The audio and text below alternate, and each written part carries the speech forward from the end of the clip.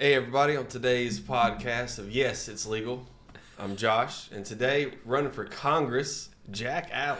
Yeah, what about that? Jack Allen. I am a candidate for the United States Congress, 3rd District here in Tennessee. If you need to know, it's 10 counties. 3rd District starts down here about Georgia, goes almost to Kentucky, so it's a big district. We're covering a lot of ground, and I am happy to be here today. Yeah, represent a lot of people in that ground. Represent about 730,000 people, so we cover a lot of ground. That's awesome. So today, of course, what we do in the podcast, the Yes, It's Legal, is cannabis legalization in the state and what it looks like as we push towards our hemp programs and stuff that we've been able to do great with in the state of Tennessee. There's so many folks, and having you on today is just knowledgeable about the government operations in Tennessee. I guess I have some questions for you that people ask a lot that I'll give answers that I know of. I'd love to kind of hear like what your thoughts are on some of how this legislation stuff goes with things. You might have asked you some of those random questions. Well, you can ask me now. This is a federal office that I'm running for, and of course there's a lot of state issues that I don't know, True. But I can tell you my opinions on them. There you go. No, that's fair. That's fair. Okay. I guess overall the biggest thing is last July we passed a law, and it solidified everything that we're doing in the state. Here's regulations: the child proof can't be targeted toward kids, and dosage requirements, testing regulations, who could test, all the things. And then the Department of Ag, there's a couple things they had some pushback on just from a couple of people. There's a few people that aren't with the department anymore as well too. But they've done this emergency ruling. And not that everything changed, but a few things changed to the point to where like some of the coalitions and lobbying groups are trying to sue the state. So that's coming up soon, where they're trying to get when you push something off that's made. Kick it down the road. Kick it down the road. There we go. I like that.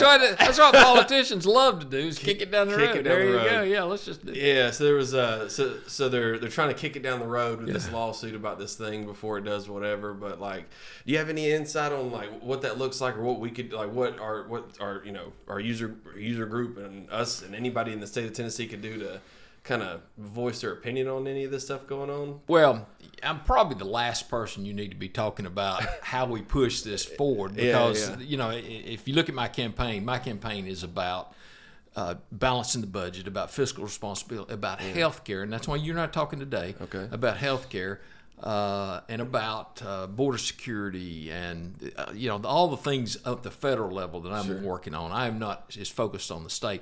Here's what I do know, though. I do know that most states have moved in this direction, so there's something there. My concern, and I told you when we got on this, is the medical side, because my concern is health care, and I do believe that cannabis has a part in health care. And we'll talk more about that in a few minutes. So I didn't give you the answer you wanted, but continue on. Yeah, no, that's fair. Well, there's a lot of the stuff that kind of like, and I went and spoke at the Medical Marijuana Committee last year for the state of Tennessee, and just kind of where the direction is going on it. There's pros in medical cannabis, and we want it to happen. It's just what the regulation looks like, what the supply chain looks like, done different ways. Some of the states started out and everything's controlled through like pharmaceutical control, where they have the Marinol type stuff, where it's just, here's your oil, it's lab made, stuff like that. Kind of, it's not what we prefer as far as like what we know is efficacy. So some of the states like the Colorado and Oregon and California that have opened it up and said, hey, here's the way that, here's all these products that are recreational, here's all these products that are medical, but it's open for like way more open access to it. Like with Georgia, Georgia's medical. By technicality, Georgia's been medical for 4 or 5 years now. Yeah. But it's not a supply-based medical. It's just that, if you have a medical card, you can have THC oil between 0 and 5%, but there's no real way to get it. There's no access for it, and it's just I don't know. It's weird, because there's over 28,000 people on Georgia's medical program, but it's more so just a safety to say that, you have products that normally in Georgia are considered illegal, but because you have a medical card, they're legal. But how you got them, it's like you had to legally get them because they're here, and it's the weirdest thing ever. So and that's why I'm here today, because it's so messed up. And I don't know, at some point, well, let me tell you a little bit more about myself. I grew up 20 miles down the road. I've been here all my life. I know people. I understand people. You know, I'm not a big, look, recreational marijuana, it's not part of my life. I'm a high energy guy. I walk 5 miles a day. I campaign. I do all this stuff. You know, my idea of relaxation is working till 10 o'clock and going to bed. Yeah, wore out. Yeah, wore out. But I told you I'm concerned about the medical side. And first, and I'll tell you, I'm concerned about, I hate to say it, but big pharma getting involved in your world. Oh yeah. We don't need that. We need this to be, and let me bring it to you. My wife, 14 years ago, was diagnosed with ovarian cancer. Horrible disease. I was her primary caregiver. She was sick for 4.5 years. I took care of her for 4.5 years. And we started out with hydrocodone, and then we went to oxycodone and Oxycontin and fentanyl and morphine over the years. This is what we did to try to maintain. Now, she had chemotherapy where she was horribly sick. She lost weight because she didn't have an appetite. She had pain. And all the while, I'm feeding her I call them the big farmer meds, which are coming to me. Now, this is 14 years ago. Now, I'm the president of a bank, so I'm not really understanding the marijuana world. Let's just be honest. Yeah. But one of the doctors that was treating her came to me and they said, "Do you have access to marijuana?" I said, "What?"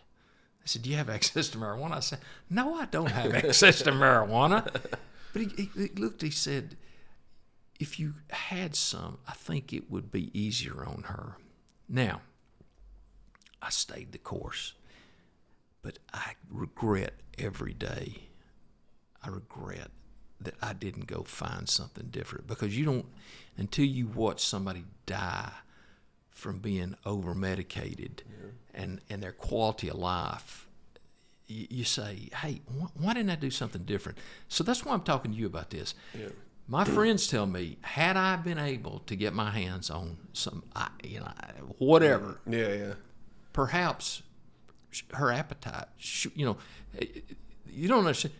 A big majority of people who are cancer patients basically die from malnutrition. I mean, you see these people that are look like skeletons because they have cancer. It's because they quit eating. They don't have an appetite. It makes them sick. Yeah. You know, had I had access, would she had, as we call it, the munchies? Yeah. Would she? I don't know. Could I have gone less on the oxycodone and just given her marijuana and she felt good?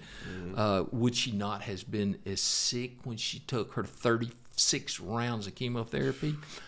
Maybe. But here's my point. My point is, I think about that a lot, and I think about what I didn't do, and I think it's important that people that they love that are going through this have some options other than here's you some morphine. Yeah, for sure. I mean, does that make sense? Oh, 100% sense. To be restricted, I mean, your scenario across the board to say that that your state that you live in dictates if you can have this or not have this. So then it's frustrating to. And I was too afraid to go find it. Yeah. And she paid the price, and I regret that. Yeah.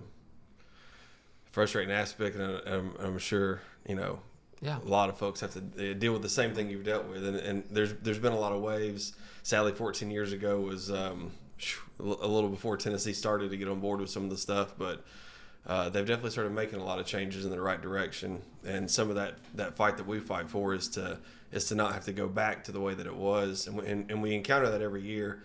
Somebody from the state of Tennessee wants it to be everything's illegal type thing, So we never want to go. I don't know. We've paved the way for a lot of good things and a lot of success. And like the story you're telling me now, I can't tell you how many like cancer patients that we've dealt with, folks that are on the personally. Why I got into the cannabis stuff initially was in 2014. First time I ever took pain meds at all, come out of a hospital, oxycodone, Oxycontin, stuff like that, the Percocets, and it got to the point where it was like, it increased 3 or 4 times versus what I first started taking in only about a year and a half or two. And if I got to the point where it was like, irritable, and friends around you are like, something's different about you, and it hits home, and try different things to kind of get different about it. But that time my first trip out was to Colorado. That was my first trip going out there, and it kind of experienced what it was like out in the middle of the country. But and the last thing I want is big pharma getting involved in this. Because let's face it, big pharma is only, I hate to say it, but there's a lot of money involved in that. Sure. I mean, I was just looking today at the top 6 pharmacies, CEOs for pharmaceutical companies last year together made $150 million. $150 million. It tells me, well, anyway, let's just don't go there. But I think people need access to anything that's going to make them. If somebody's dying, why would you not give them whatever they want at this point in the game instead? And I'll keep going. The meds that they take are horrible. I mean, you talk about side effects. I don't even want to get into it, but let me tell you something. When you get to that point in your life, it paralyzes your digestive system. So now you got real problems. As a caregiver, you've got to keep up with what they eat and whatever, because now we've got bowel blockages. Now we've got confusion. Listen, it's not a pretty sight. And if you can find anything that works better than that, it ought to be available. It ought to be. It ought to be available. And from the federal side of stuff, the idea of it being a Schedule I controlled, just like meth and heroin and stuff. It's just mind blowing to think how this could even be. It doesn't even make sense. Yeah.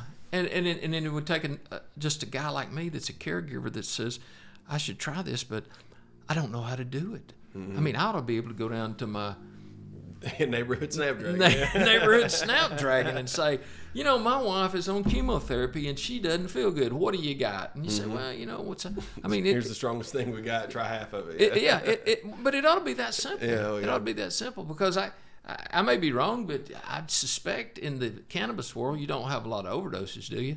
No, the overdosing, the spins and you pass out because you're tired. Thankfully, not a lot of negatives. No, but I'm being serious. Yeah. I mean, I had to maintain to make sure we didn't overdose for 4.5 years. I mean, we had to keep up with all this stuff. Yeah. Earlier you were saying the fentanyl one, and that's one I'm not familiar with at all. But of course, you see it on the news, and I mean, people die from 1 gram of it or whatever. And holy crap. We started at hydrocodone, and we went all the way to straight morphine and everything in between, and every step you take, it got worse and worse and worse and worse and worse. Yeah. What if I'd had medical marijuana to say, hey, you're sick at you just had chemotherapy, you're sick at stomach, sure. Let's try this. Yeah, but if at that point, I believe there's a lot of supplemental benefits from it. So of course, there's pain medication does work for pain medication, but what you're saying about going from if in theory the hydrocodone will work paired with the cannabis for some of that nauseation, and some of the CBG inside of cannabis is good for the stool softness, stuff like that. So it's paired with versus having to creep up toward. But I guess overall the worst thing, like the pharmaceutical industry on how they kind of controlled the pain meds and how everything's kind of, you start here and go up, and this is the plan for everybody, versus like what negative they could do for the cannabis industry. If they put a control in the cannabis industry and everything you had to get cannabis wise went through them, well, the cost could be astronomical, and nobody would be able to really obtain it. Yeah. And then it's like, well, then you're back out of the hands of the people that need it anyways. So exactly, and that's my big fear. That's my big. And I'm running for Congress for a lot of reasons, but almost every reason I'm running for Congress is a personal story about my life. Now, maybe it shouldn't be that way, but that's what affects us, is our life experiences. Well, you lived your life and you learned all these things. It's like, what a better person, put in a place to say, hey, I've learned it this way. This is the right way to do it, and fix it. Yeah, anyway, that's why I chose to visit with you. A guy running for Congress, should I be sitting here saying, hey, I'm all for and like I said, the recreational side doesn't affect me. I do believe it should be decriminalized. Nobody should go to jail. I mean, that goes all the way back to, let's look up all the hippies, let's be honest. War on drugs and all and there's a lot of old hippies out there that still resent that. So. I bet, okay, we're rambling now. Where do we need to go with this? As you can tell, I don't know a lot. All I know is what I know. Yeah. All right, on your journey for Congress, what does that look like from here? What's the next? What's the steps for you that you're taking, and what's that battle look like, and what's the next debate? Well, he's not on here, but I'm sitting here with our campaign manager, Matt Adams, and Matt and I have been doing this, 9 or 10 months now. We started, we have been at this a year. And we sat down together and we said, I tell you what, let's do. Let's do this a little different. Let's tell the truth, and let's be civil.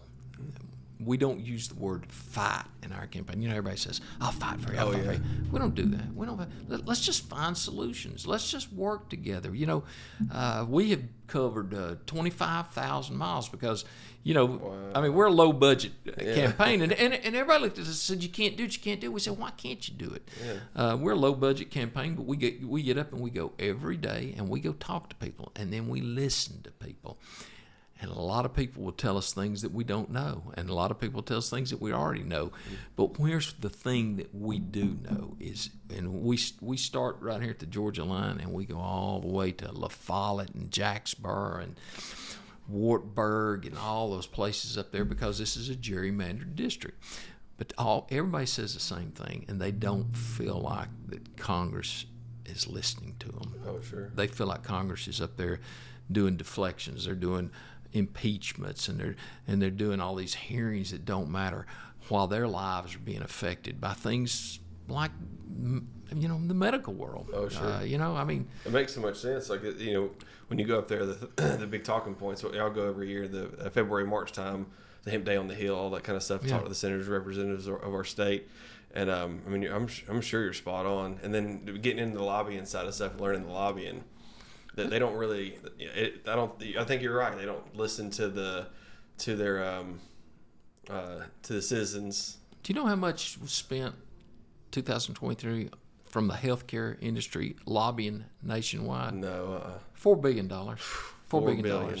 Do you realize that in this country, healthcare is the highest in the world? Yeah. We pay on the average of $4,000 more per person for healthcare in this country. So you'd say, well, gosh, it must be the best in the world. You know how all these people say it's the best in the world? No, it's not best in the world.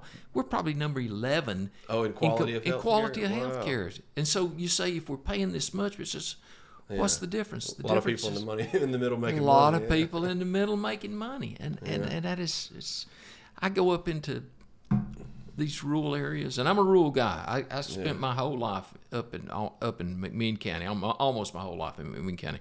I'm a rural guy. I spent all my life. You go up there, we got healthcare deserts. People, we had how many hospitals closed, Matt? 16. Holy crap! 16 hospitals have been closed. 16 hospitals in the Closed. state have been closed. You know the real reason? And they're closing the areas that, like, that was the hospital for the area. So now these people are having to travel hour or 2 hours to come to Chattanooga, Knoxville, Nashville to go to the hospital. Yeah. I bet too. That's makes it hard on the people that were already struggling to go to the hospital to begin with. We have healthcare deserts in our country, in our world, and one of the reasons those hospitals have been closed because Tennessee, and this is one of only 10 states that didn't expand Medicaid. All right, now, so we didn't expand Medicaid, so now people in this portion of the world don't have health care coverage.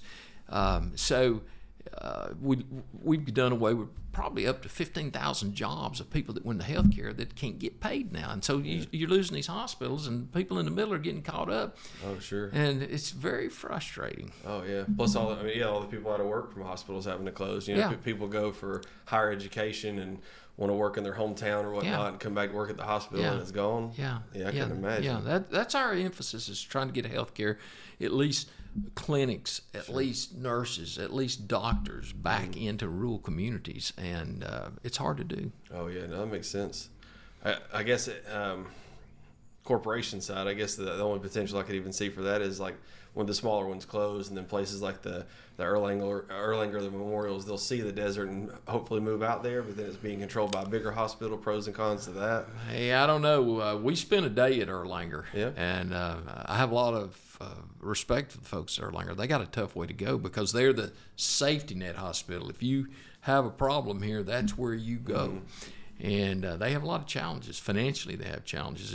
And we talked about it. If we had expanded Medicaid in Tennessee, then Erlanger would be able to care for those folks in the middle a lot easier. So even the big guys got screwed on this too. Like everybody, everybody got it. And look, it would cost probably, I don't know, $1.4 billion to expand Medicaid.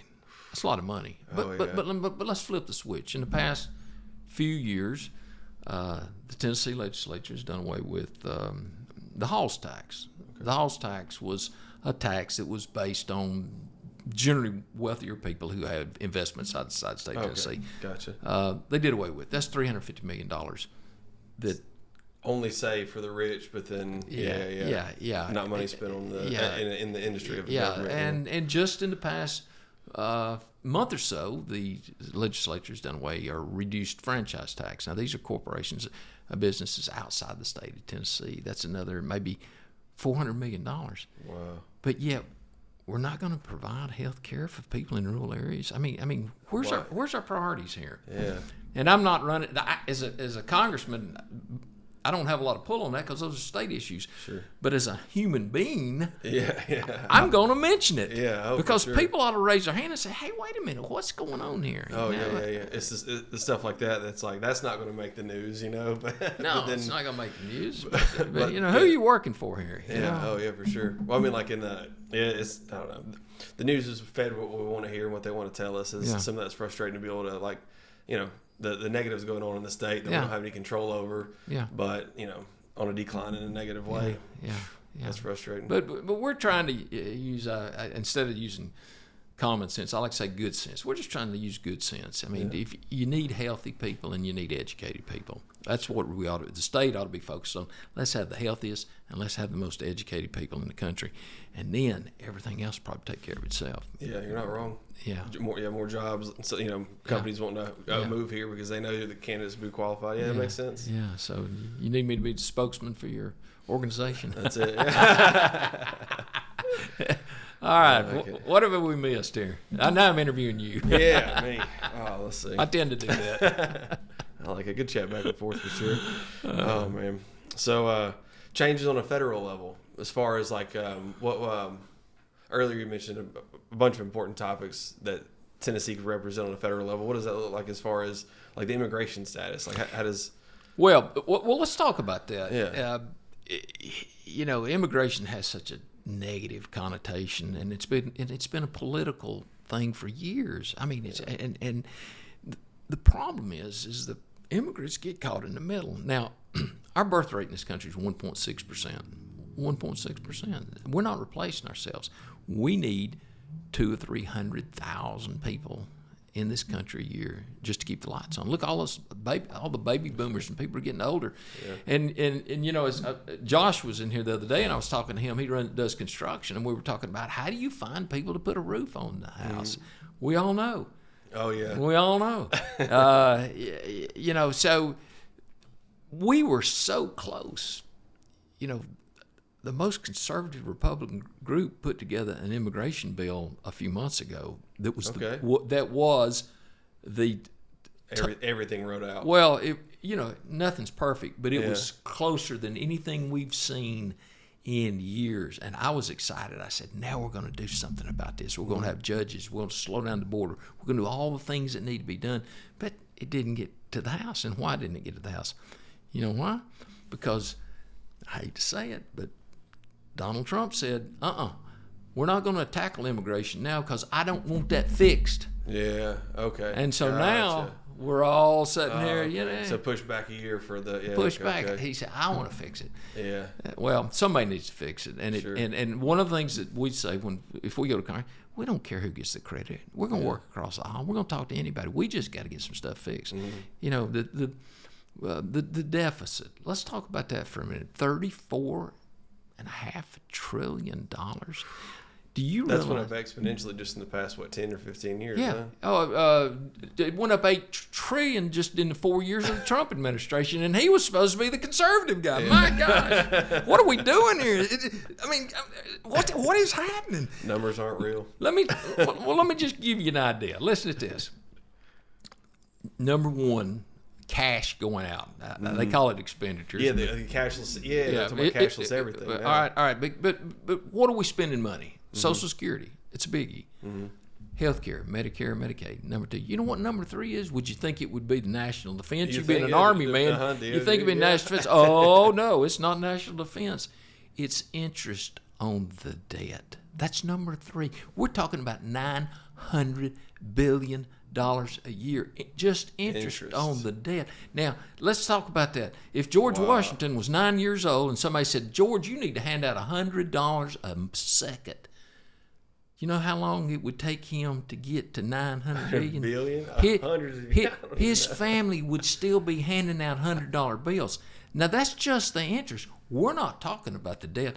This situation is out of control, and nobody wants to talk about it. Yeah. Nobody wants to address it because it's going to be painful. Oh, sure. We're going to have to adjust taxes. We're going to have to adjust spending. We're going to adjust the economy. I have a degree in accounting. I understand this. I understand this stuff. I'm looking at it every day and saying, somebody's got to be talking about this. Sure, yeah. And they're not talking about it. Because if you don't talk about it, you have to, what happens one day it crashes or somebody wants some money back? Well, whoever you owe the money to. No, it wouldn't be good, yeah.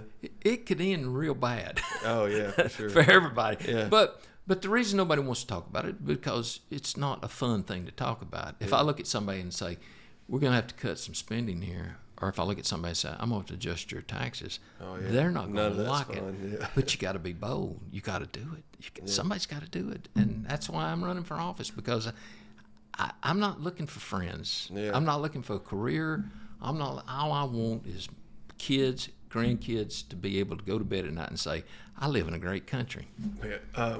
So working together, I'm thinking about like Republicans versus Democrats. How often is it that whenever like something comes up that Republicans want to happen, the Democrats say no because they want it, and then vice versa on the... It's gotten worse, and that's why nothing gets done. Yeah. That's why nothing gets done. That would not be me. I would be, listen, I would be living... Somebody said, would you cross the aisle? I said, I'd live on the other side of the aisle because I want to get something done. Listen, the last place I want to go hang out is Washington, but I want to go to Washington to make a difference. Yeah. And somebody's got to do it. I would work with anybody that had an idea. I wouldn't care who got credit because, like I said, I don't need it, but I want it. Yeah. Makes sense. Yeah, a lot of changes to make for sure. As far as like the other 9 representatives for the state, have you had some meetings with them and talked to them? You got their game plans and their ideas? They don't really want to talk to me. Okay. Actually, Congressman Fleshman actually is a friend of mine. Yeah, okay. I've talked to him. And tomorrow evening, for the first time in probably 10 years, I don't know, he's going on the stage with me. Oh, yeah. That's so exciting. At a forum. And I'm very excited he's coming. One of the things that he will recognize about me is I'm not beating up Congressman Fleshman. That's not what I'm here for. All I want to talk about is the issues and how we go forward. And if I don't get them fixed, I want somebody to fix them. That's why I say I'm a voice of, guys, as I like to say, Rome is burning, and we're not talking about it. So, I've chatted with him some. I really hadn't talked to anybody else because, like I said, there's such a... They're doing their own thing. They're doing their own thing. Yeah, that makes sense. I was curious. No. But it's with Fleshman, that's gonna be real cool. We'll have to post a link up to that after this airs too, for sure. Yeah, and I'm looking forward to seeing him, and hopefully he has some great ideas and can get some things done. I hope so, because so far I'm looking at Washington. And it don't look like it. Last year, and I don't know the number.